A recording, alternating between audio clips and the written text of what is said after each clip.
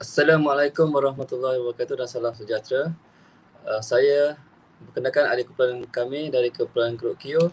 Saya Muhammad Zaidi bin Osman, mesej nombor 266918. Nurul Ain binti Abdul Rahim, mesej nombor 266972. Karili Edi Kimdi, mesej nombor 266913. Azlian Haslinda binti Ismail, mesej nombor 266891. Muhammad Nabi Fikri bin Ahmad, mesej nombor 266935, dan Muhammad Azrin bin Abdul Malik, mesej nombor 266624. Objektif penulisan ini adalah untuk membincangkan isu konflik yang tercetus antara unit jabatan dalam organisasi. Ia melibatkan 3 organisasi iaitu Jabatan Kewangan, Jabatan Makanan dan Minuman dan Jabatan Pemasaran. Michelle dan Larry ada menyatakan hal ini adalah kerana setiap manusia mempunyai pemikiran atau pandangan tersendiri dan kehendak yang harus dipenuhi, di mana pertentangan pendapat dan tindakan pasti akan wujud. Ada isu yang berlaku sehingga mengibatkan ketidakpuas hati melambat lidah hati apabila dua pihak terlibat dalam konflik itu cuba membuktikan bahawa pemikiran atau pandangan adalah betul. Psikologi sebegini akan mengibatkan konflik itu dilakukan secara terang-terangan antara dua pihak tersebut berlaku. Sekiranya berlaku, pasti hubungan jelas akan lebih retak dan akan mendorong kepada ketidakpuashatian dan juga sabotaj pihak lawan. Itu artinya jika konflik ini seperti ini terjadi dalam sebuah organisasi, ia mesti diselesaikan dengan segera. Tuntasnya pembincangan mengenai konflik ini meneliti faktornya pencetus konflik antara unit dalam organisasi sementara mencari jalan penyelesaian yang sesuai untuk menangani isu seperti tersebut.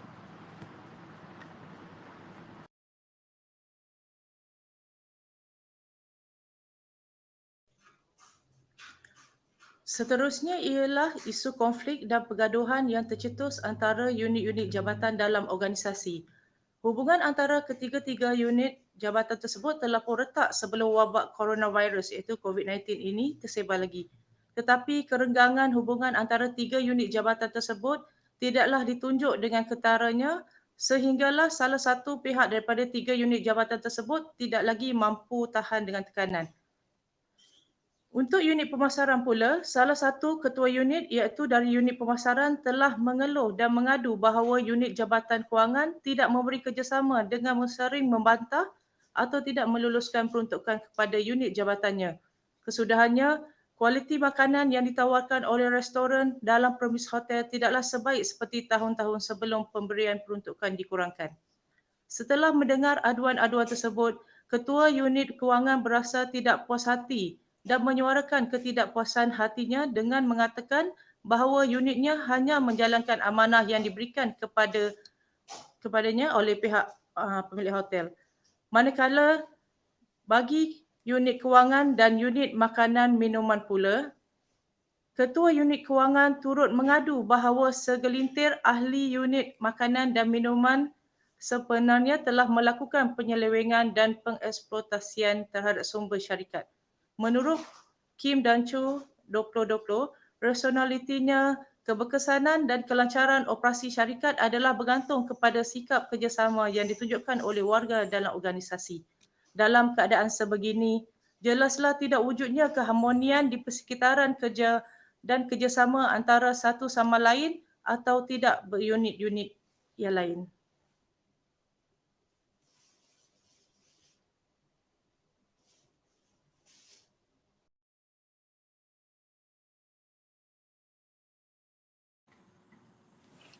Okey. Seterusnya, hubungan model komunikasi kepengurusan dengan isu konflik yang tercetus antara unit-unit jabatan dalam organisasi. Terdapat beberapa elemen dalam model komunikasi dan elemen-elemen tersebut termasuklah elemen pengirim, pendengar dan medium atau juga dikenali sebagai perantara dalam penyampaian maklumat, misalnya kemudahan teknologi yang kita sering gunakan menurut the business communication. Model-model tersebut dipelajari kerana manusia percaya bahawa pembelajaran tersebut boleh membantu memudahkan kita memahami sesuatu proses komunikasi dan sama ada proses komunikasi yang ditelitikan itu berlaku secara berhala ataupun dua hala. Seterusnya, menurut model Laswell terdapat 5 persoalan yang bermula daripada siapa berkata apa, melalui siapa, kepada siapa dan diakhiri dengan apakah kesan yang dikemukakan bagi menganalisis sesuatu proses komunikasi. Terdapat 5 komponen model Laswell, iaitu yang pertama, who, says what, channel, to whom, with what effect.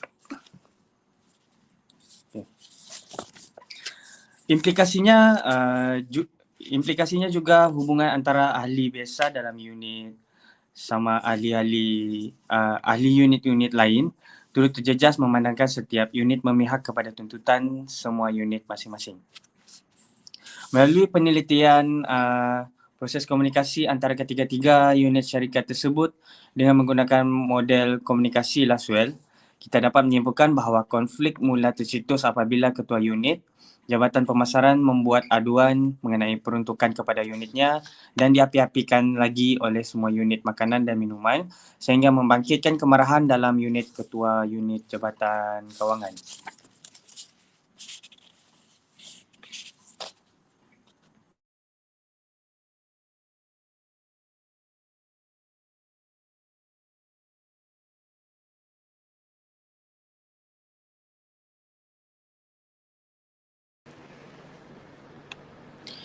Pandangan dan cadangan cara kemahiran komunikasi kepengurusan dapat menangani isu konflik antara unit jabatan.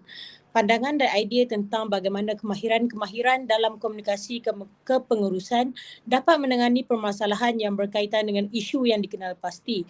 Menurut Lovelin E. 2016, umumnya komunikasi adalah medium penting kerana fungsinya untuk mengalirkan maklumat dari satu pihak kepada pihak lain, walaupun kepentingan kemahiran komunikasi dan penekanan terhadap penambahbaikan kemahiran tersebut telah pun diutamakan.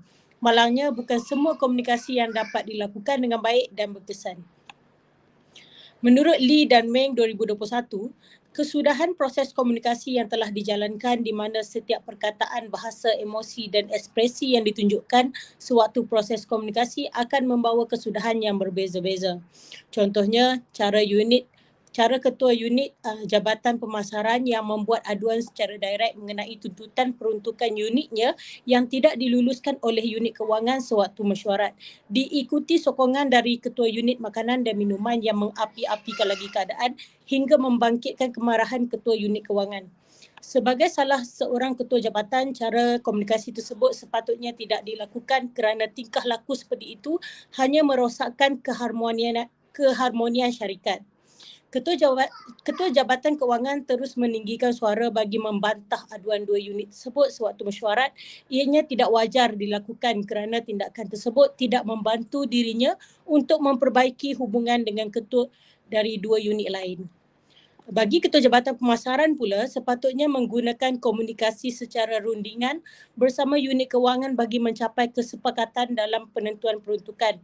Apabila menjawab persoalan kaunselor mengenai masalah yang dihadapi oleh setiap unit, Ketua Jabatan Pemasaran sepatutnya mengemukakan permasalahan secara tenang dan bukannya dengan keluhan.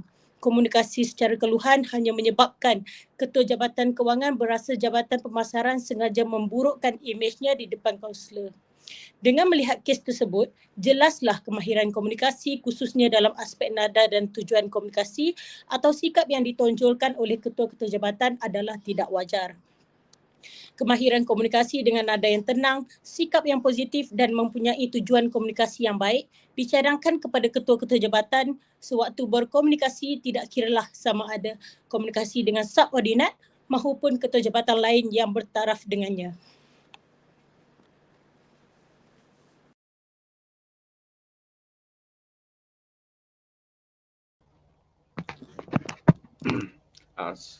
Seterusnya adalah cadangan proses dan strategi komunikasi kepengurusan dalam mengatasi permasalahan yang dibincangkan. Berbeza dengan komunikasi harian yang dilakukan oleh orang umum, komunikasi pengurusan ini adalah sejenis komunikasi dalam organisasi yang harus melalui proses merancang, melaksana dan menilai secara sistematik. Dengan ini, cara komunikasi seperti aspek nada, ekspresi, bahasa dan sebagainya yang bersesuaian dengan keadaannya. Setelah perancangan selesai dibentukkan, proses pelaksanaan harus dilakukan di mana mesej atau maklumat akan dikongsikan dan disebarkan dengan mengikut rancangan komunikasi yang telah dibentukkan. Hasil komunikasi tersebut perlu dinilaikan oleh pihak pengirim mesej. Bagi kes konflik antara tiga ketua ketua jabatan pada hakikatnya telah pun biasa dengan mesyuarat mingguan dan tahu apa yang bakal ditanya oleh konselor bagi memahami keadaan yang sebenarnya syarikat. Oleh disebabkan menunjukkan sebegitu, pemilik hotel dan konselor dicadangkan menjadi mediator sebagai strategi komunikasi menyejukkan konflik antara ketiga-tiga ketua jabatan. Proses strategi komunikasi ini pula perlu dimulakan dengan pihak mediator merancang tempat merunding, masa merundingan dan meneliti emosi ketiga-tiga ketua jabatan tersebut sebelum diteruskan dengan proses rundingan. Kemudiannya, proses rundingan antara tiga ketua jabatan bersama pemilik hotel ataupun konselor harus dilangsungkan di mana pihak mediator perlu memerhati emosi tiga pihak yang berkonflik itu sementara menilai keberkesanan rundingan tersebut dalam menyelesaikan permasalahan antara tiga pihak tersebut. Tindakan penambahbaikan boleh dilakukan sekiranya ianya perlu.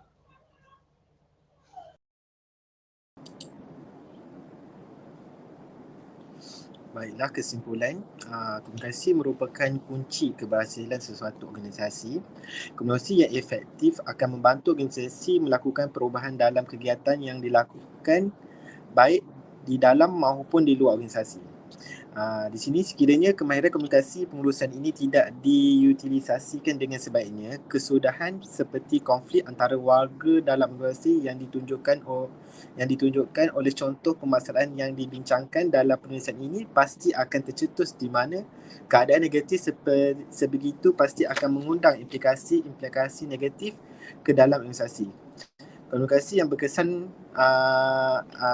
berkesan akan boleh membantu organisasi melakukan perubahan dalam aktiviti yang dilakukan sama ada dalam ataupun luar, kerana ia akan menggambarkan bahawa organisasi tersebut sebuah organisasi yang cemerlang dan boleh dipercayai oleh masyarakat sama ada untuk membeli produk ataupun menggunakan perkhidmatan yang ditawarkan oleh organisasi. Natijahnya, keterampilan komunikasi kemahiran komunikasi pengurusan haruslah difahamkan dengan betul dan digunakan dengan sebaik-baiknya demi kebaikan semua pihak dalam organisasi serta kelangsungan organisasi. Sekian, terima kasih.